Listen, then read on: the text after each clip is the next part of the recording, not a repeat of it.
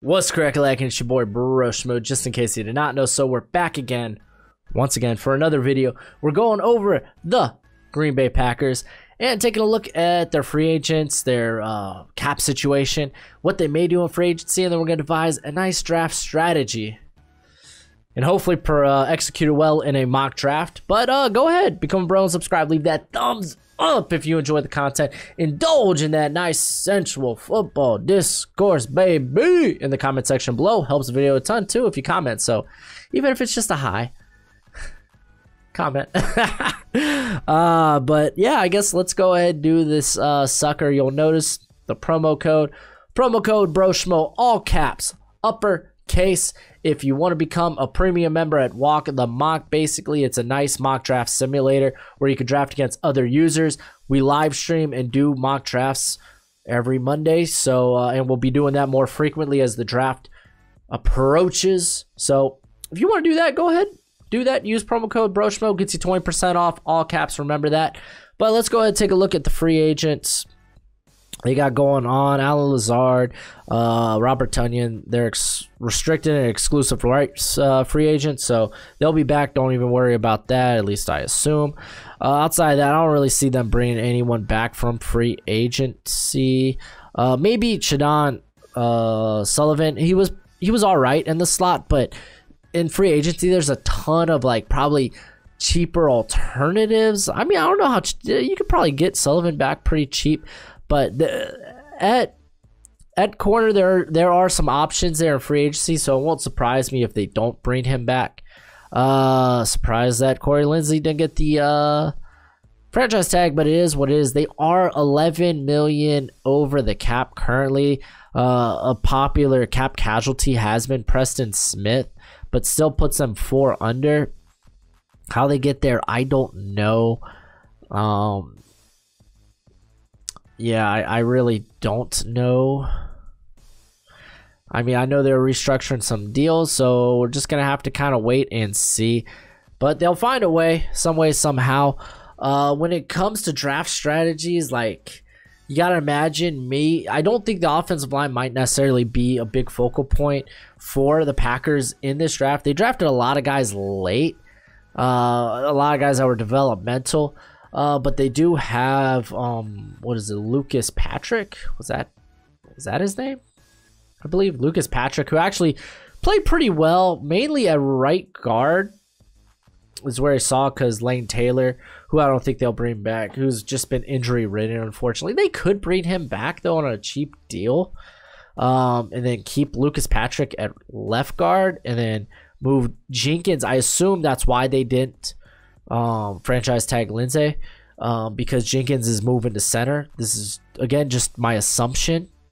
And they'll probably keep have Billy Turner play at right tackle. So we could be seeing yeah, we could see Lane Taylor at right guard and then Lucas Patrick take left guard. So I don't think they will. I don't think they will attack the offensive line, at least early. They will probably be looking for corner, likely. I would like to eye a linebacker somewhere before day 3, so somewhere day 1, day 2 maybe. Preferably get a guy that I think could help them immediately. I'm eyeing defensive line help to help stop the run. But I would look for that pass rushing upside, because if you're just looking for a run stopper, just go to day 3. Just day 3. I wouldn't mind getting another target for Aaron Rodgers. So if we're really gonna do this, all right, if we're really gonna consider, because they got a ton of day 3 picks too. I mean, it sucks about Aaron Jones, but AJ Dillon, we all knew it was coming. So if we're really thinking this, I'm going to probably take best available, maybe. When it comes to that first pick, whether it's playmaker or in the secondary, maybe if one of the linebackers are there, potentially. There are a lot of different things we could do, but we kind of get the idea of where we may go. So let's start this party. Whoa, pause. Penny Sewell? I don't think so. We're restarting this mock. Penny Sewell? No. Look at that. Trevor Lawrence doesn't go till pick 4. What is this nonsense? What is this mock draft simulator? Oh man, I guess let's stick with the predictive board. That's wonky. That ain't happening. All right, let's start. Trevor Lawrence. That looks much better. What the heck was that? Not after they franchise tagged Cam Robinson. No way. I'm allowed to accept one trade. I can't seek it out. And preferably, I'd be trying to get maybe trading down from our original position to get more day 2 picks. I can't seek out a trade, but I can accept one. I mean, with guys like Darisaw, and I think Micah Parsons was still on the board there too. We could have grabbed Micah Parsons. I mean, we would have just had to given away a we would have just have to given away our 3rd. But I do want to retain those picks because I'm trying to add. I want to add. I'm not looking to really... well, I don't like that trade down option at all. Well, that sucks. But like I said, I'm looking to add. We're going to switch to my big board. And a linebacker. Nick Bolton might be the guy I'm looking for. Let's look at interior. Let's look at corner. Asante Samuel will be a nice addition. Eric Stokes is still we ain't taking Eric Stokes in the 1st round. He's good, but he ain't that good. I like to look here. What about receiver? Kadarius Toney's still around. Gosh, it's really hard to pass up on Toney. I like Toney, how he would fit. You could immediately throw him in the slot. I might go Nick Bolton here. I do like Nick Bolton a lot. Asante Samuel would be a good pick too, but this is a good corner class. Maybe we could go somewhere in the 2nd round.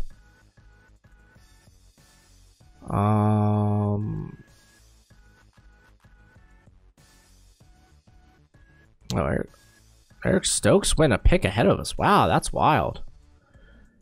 I wouldn't peg him as a 1st rounder. You know what? Maybe we do go linebacker here then. I like Nick Bolton a lot. I like him a lot. And he also helps stop the run. He's very savvy in the pass game. Yeah, that's what we're going to do. All right, let's see how this sucker pans out, man. Watching intently. There goes Toney. Oh man, a lot of the playmakers coming off the board. Oh, you could take my 4th next year.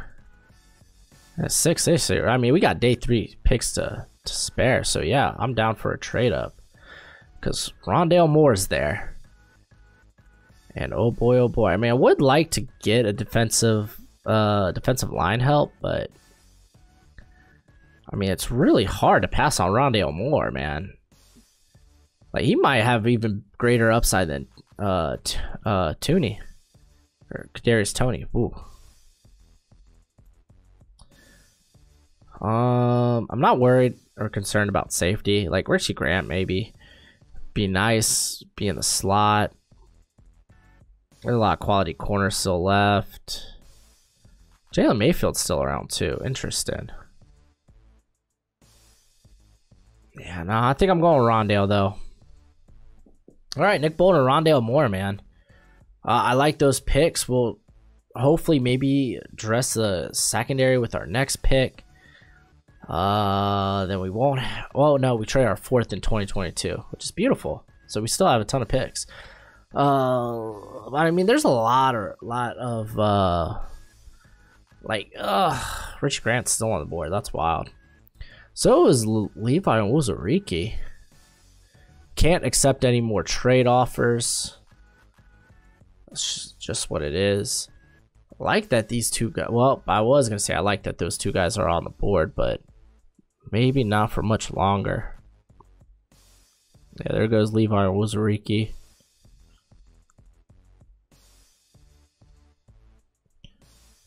All right. I'm going to switch to my board here. Liam McNeil's still here, dude. Put him next to Frank or Kenny Clark. Jeez Louise. And actually, Benjamin St. Jude's ain't a bad receiver to pair up with. Dang, Osa Odigizua is still here too. I like him a lot. But I mean, Liam McNeil is such great value here. Yeah, it's a shame, but I think that's where we're going. What about secondary? Thomas Graham's still around. Take Alwyn's still around. There's still some quality guys around, so I'm not too worried.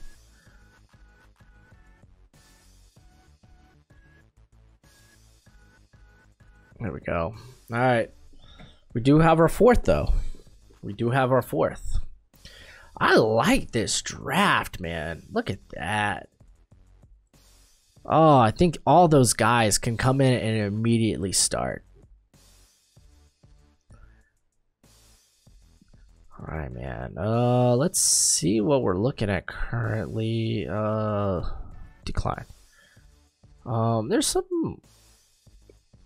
still some good talent out there.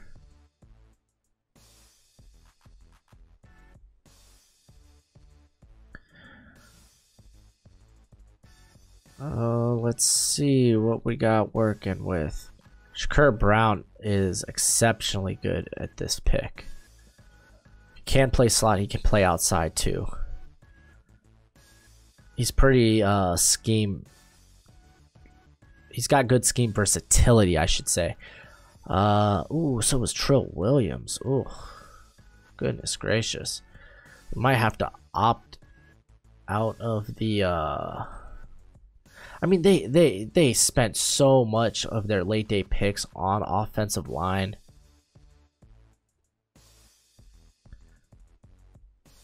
Yeah, I think Shakur Brown is hard to pass up. He can like play outside in the slot. Through his career, he's only been targeted about 70 or 80 times. He's come away with 7 interceptions at that point. All right. Let's go back to my board. Ooh, Christian Uphoff's fun.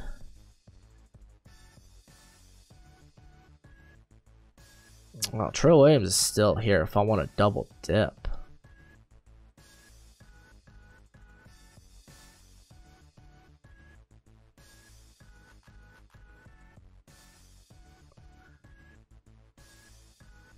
Let's see.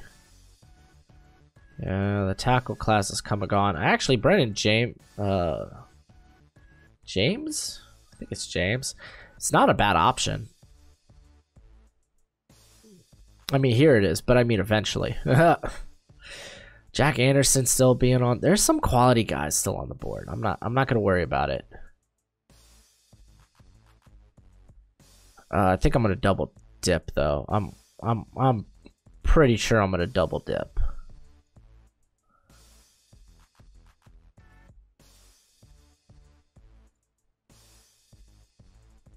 Yeah, I'm double dipping, baby. Williams is another guy with slot experience, but I like him maybe better at safety or on the outside, so I kind of like that.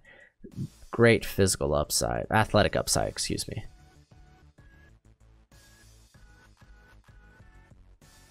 Oh well. All right, man. I think those last 2 picks make me feel better for addressing these positions earlier. So I'm really liking where we're going here. I'm liking where we going.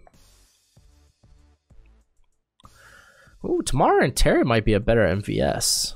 Actually, he is a better MVS. Oh, there he goes. He's actually gone the pick before we get to go. So it is what it is. Milton Williams here is a bit interesting. Could help the interior immediately. Oh, I do like Sedarius Hutcherson. He'd be a good scheme fit. Does he make it to us? I'd say he does. I say he does make it to us. So I was initially looking at Tamarian Terry. So I think I'm gonna go with my gosh.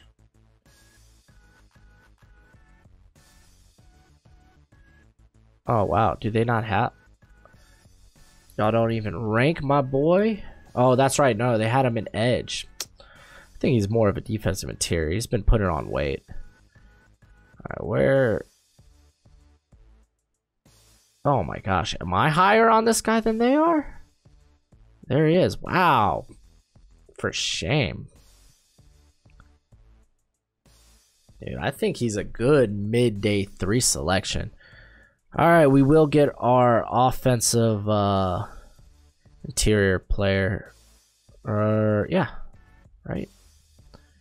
Sedarius? Yeah, I like Sedarius. Ooh. I just don't think David Moore is a good scheme fit.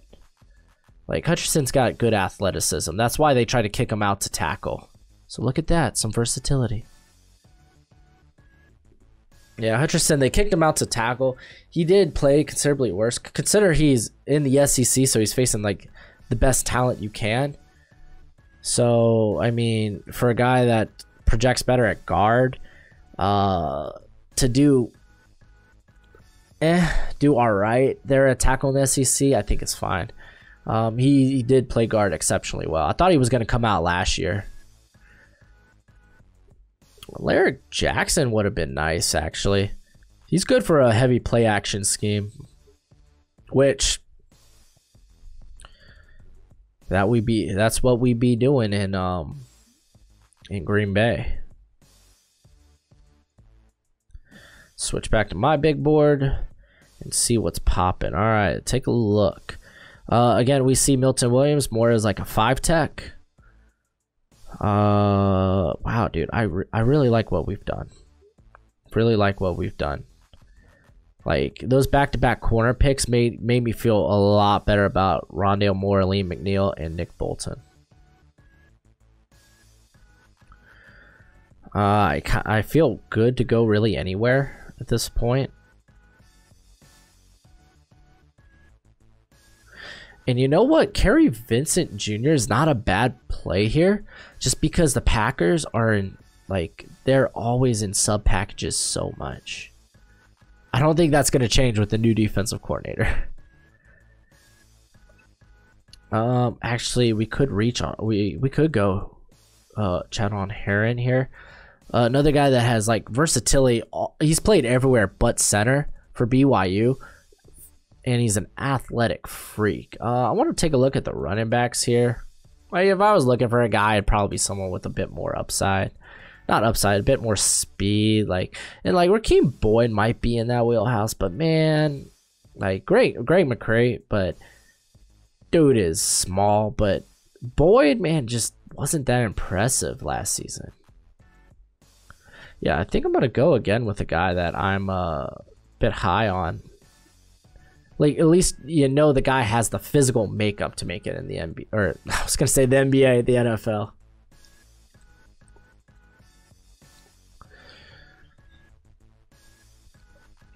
Now we got a couple of later round prospects, just like they did last year. I feel better about these guys, though. All right, man. Those are our picks. I think we did good. I think we did good, Packers fans. You'll let me know. You'll rip me in the comment section. I know you will. We do have one more pick here. Like, Smith ain't bad, but I mean, we got Rondale Moore, so maybe we'll look for someone on the outside. Who are our top guys on the board right now?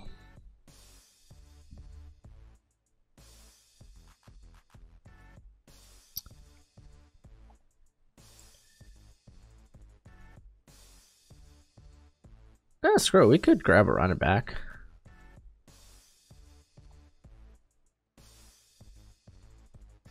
Could grab another edge.